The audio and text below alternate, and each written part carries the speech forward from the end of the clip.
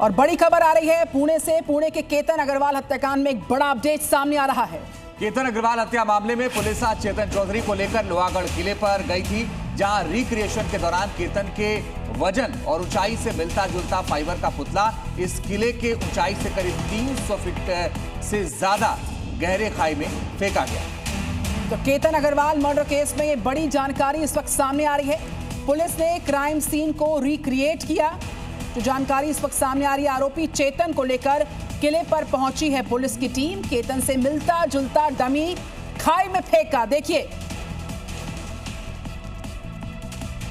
तो बड़ी और अहम खबर इस वक्त की यह है कि पहले पुलिस ने रिमांड पर लिया दोनों को। अब 3 जुलाई तक चूंकि रिमांड पर है सिया और चेतन, तो पुणे पुलिस सबूत जुटा रही है और हर वो कोशिश की जा रही है जिससे सबूत जुटाया जा सके और केस को मजबूत बनाया जा सके। और इसीलिए आप ये देखिए कि जब ये रिक्रिएशन हो रहा था तो उसी तरीके का एक पुतला नीचे गहरी खाई में फेंका गया ताकि पता चल सके कि क्या कुछ स्थिति थी। और 2 अलग अलग तस्वीरें आपके सामने केतन मर्डर केस में पुलिस आपको नजर आएगी, जो इस वक्त आरोपियों को लेकर के जा रही है और क्राइम सीन पर रिक्रिएशन हुआ है। तो एक्सक्लूसिव जानकारी इस वक्त सामने आ रही है। दूसरा विजुअल आप देख सकते हैं, क्राइम सीन को रिक्रिएट किया गया है। केतन अग्रवाल जैसा एक डमी तैयार कर उसे खाई में फेंका गया।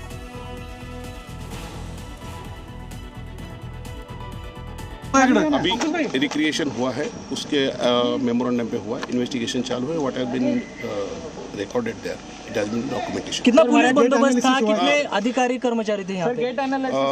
6 अधिकारी थे और कम से कम 35 पुलिस। गेट एनालिसिस हुआ है, फॉरेंसिक गेट एनालिसिस हुआ है। इन्वेस्टिगेशन के बाद ही आपको डिस्क्लोज नहीं करेंगे।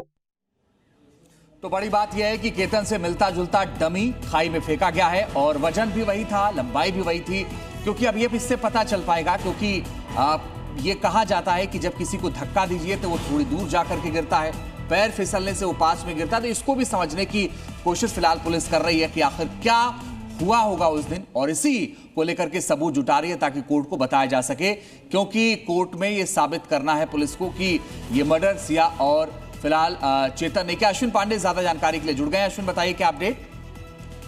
जी देखिए, इस पूरी जांच में सबसे महत्वपूर्ण था कि ये जो घटना हुई है उस घटना में को अंजाम कैसे दिया गया, उसकी सारी कड़ियां पुलिस जोड़ रही थी। और इसीलिए पुलिस ने अपने रिमांड जो बढ़ाई कोर्ट से उन्होंने मांग करी थी, वो इसी बिना पे कि वो रिक्रिएशन करना चाहते हैं। आज बाकायदा एक पुतला लेकर पुलिस उस पहाड़ी पर दोनों आरोपियों के साथ पहुंची और बाकायदा ऊंचाई से खाई की तरफ पुतले को फेंका गया। उसका इम्पैक्ट देखा गया, कैसे इन्होंने धक्का दिया, केतन कहाँ खड़े थे, उसी जगह पे पुतला जो है रखा गया और सारे क्राइम सीन को पूरी तरह से रिक्रिएट किया। क्योंकि चार्जशीट फाइल करते समय ये बहुत महत्वपूर्ण हो जाता है कि कैसे इस घटना को आरोपियों ने अंजाम दिया, ये साबित करना।